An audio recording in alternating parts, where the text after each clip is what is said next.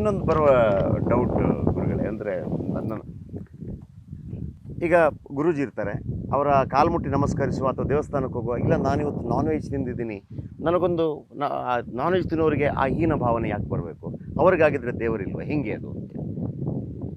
ಅಲ್ಲ ನೋಡಿ, ದೇವ್ರು ಎಲ್ಲರಿಗೂ ಇದೆ. ನಮ್ಮಲ್ಲಿ ಬೇಡ್ರ ಕಣ್ಣಪ್ಪಂದಿಲ್ವಾ ಕತೆ ಇಲ್ವಾ? ಬೇಡ್ರ ಕಣ್ಣಪ್ಪನ ಕತೆ ಇದೆ.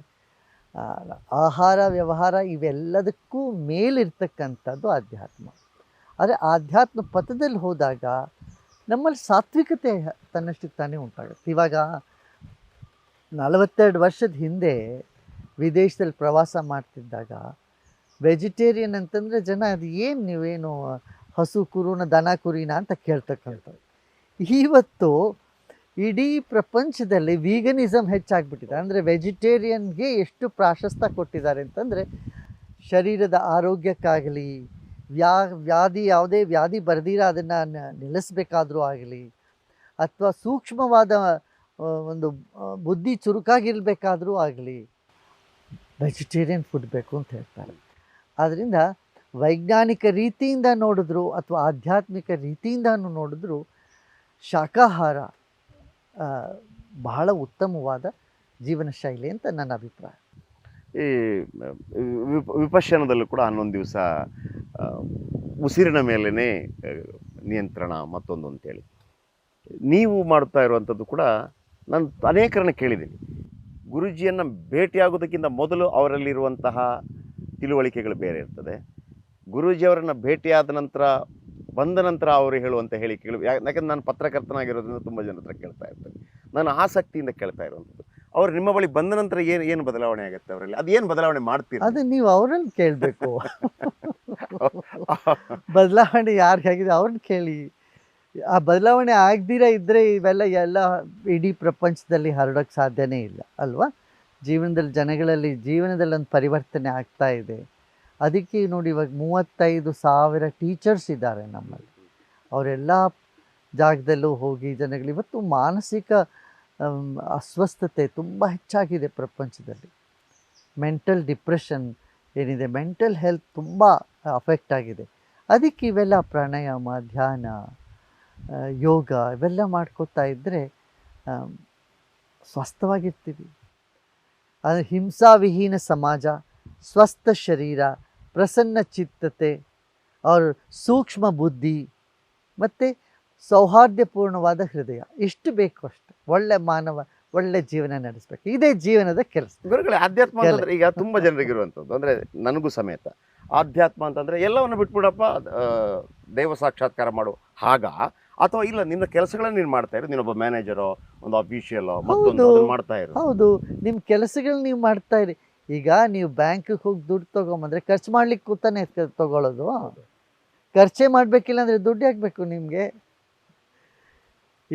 ಪ್ರಪಂಚದಲ್ಲಿ ವಿನಿಯೋಗ ಮಾಡಬೇಕಿಲ್ಲ, ಜೀವನದ ಬಗ್ಗೆ ಬೇಕಿಲ್ಲ ಅಂತಂದರೆ ಸಂಪಾದಿಸಿ ಏನು ಪ್ರಯೋಜನ? ಸುಮ್ಮನೆ ಕೂತೀರಿ ಅಲ್ವಾ?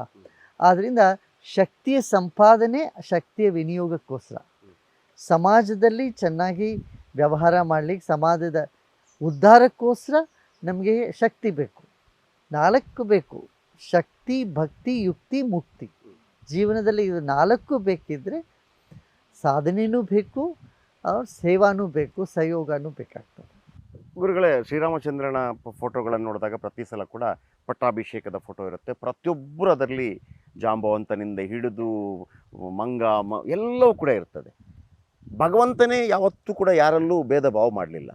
ಆದರೆ ಸಮಾಜಗಳಲ್ಲಿರುತ್ತೆ, ಕೇವಲ ಭಾರತದ ಸಮಾಜದಲ್ಲಿಂದ ನಡೆಯುತ್ತೆ, ಇಡೀ ವಿಶ್ವದಲ್ಲೇ ಕೂಡ ಅಸ್ಪೃಶ್ಯರು, ಅನ್ಟಚಬಿಲಿಟಿ, ಆಮೇಲೆ ಅವನು ಮೇಲು ಇವನು ಕೀಳು, ಇದು ಸಿದ್ಧಾಂತದಿಂದ ಬಂದಿದ್ದ ಅಥವಾ ಆಚರಣೆಯಿಂದ ಬಂದಿದ್ದ? ಇದು ಆಚರಣೆಯಿಂದ ಬಂದಿದೆ, ಸಿದ್ಧಾಂತದಲ್ಲಿ ಎಲ್ಲೂ ಇಲ್ಲ.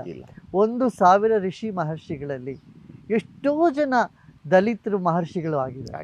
ಆದ್ದರಿಂದ ಇದು ಮಧ್ಯಕಾಲದಲ್ಲಿ ಈ ಥರ ಎಲ್ಲ ಒಂದು ಗೊಂದಲ ಆಗಿದೆಯೇ ಹೊರತು ಮೂಲದಲ್ಲಿ ನೀವು ನೋಡಕ್ಕೆ ಬರೋದಿಲ್ಲ.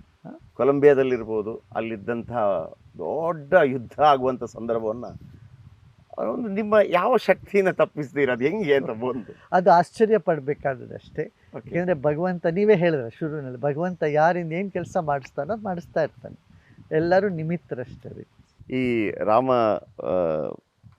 ಮಂದಿರ ಉದ್ಘಾಟನೆ ಸಂದರ್ಭದಲ್ಲಿ ವಿಶೇಷವಾಗಿ ಕರ್ನಾಟಕದ ಜನರಿಗೆ ಆಧ್ಯಾತ್ಮ ಮತ್ತು ನೀವು ವಸುದೈವ ಕುಟುಂಬಕಂ ಮೂಲಕ ಸಾಧಿಸಬಹುದಾದ್ದು ಏನು ಅಂತ ಹೇಳೋದು? ನನ್ನದೇ ಕರ್ನಾಟಕದ ಆ ಸಂಬಂಧ ಅಯೋಧ್ಯೆಯ ಜೊತೆಗೆ ಬಹಳ ಪುರಾತನವಾದ ಶ್ರೀರಾಮನ ಕಾಲದಿಂದ, ಹನುಮಂತ ಕರ್ನಾಟಕದಿಂದ, ಈಗ ಅಲ್ಲಿ ಮೂರ್ತಿ ಮಾಡ್ತಕ್ಕಂಥವ್ರು ಕರ್ನಾಟಕದವರು.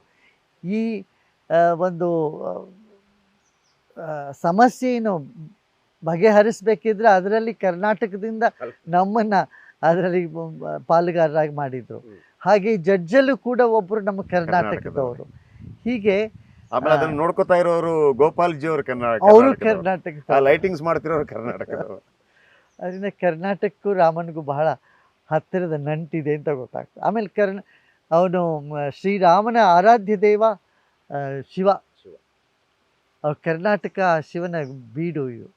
ಹಾಗಾಗಿ ಕರ್ನಾಟಕದ ಜನತೆಗೂ ಅಯೋಧ್ಯೆಗೂ ಬಹಳ ನಿಕಟವಾದ ಸಂಬಂಧ ಅಂತ ನಾನು ಭಾವಿಸ್ತೇನೆ. ನೀವು ಯಾವಾಗ ಅಯೋಧ್ಯೆಗೆ? ನಾವು ಹೋಗ್ತಾ ಇದ್ದೆ 21ನೇ ತಾರೀಕು. ನಮಸ್ಕಾರ.